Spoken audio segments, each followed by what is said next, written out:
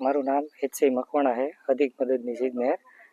સદર કામ સીઆર સ્ટ્રક્ચરમાંથી મંજૂર થયેલ છે.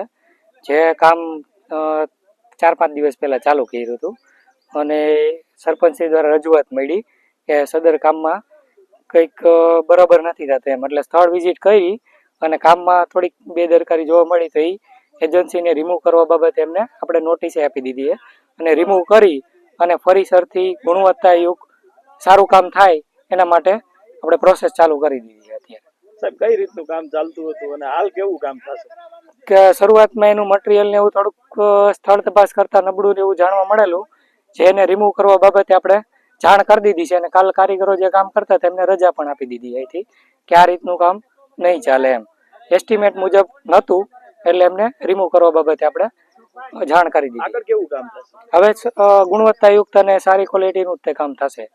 આ કામ લગભગ માનો ને અઠવાડિયાથી ચાલુ થયું છે, પરંતુ પાયાની કોઈ ડિઝાઇન નથી અને મટીરિયલમાં સારી રેતી પણ નથી, એટલે એ બધું કામ રોકાવી અને સારી રેતી નાખવી છે, પરંતુ પાયામાં કોઈ જાતની લાઈન દોરી ન હોવાથી આ કામ એવું લાગે છે કે આવું કામ હોય નહીં ક્યાંય. છતાં પણ આ લોકો ધરાર કરવા માગતા હોય તો અધિકારીઓએ જોવું પડે કે આ કામ કેવું થાય છે.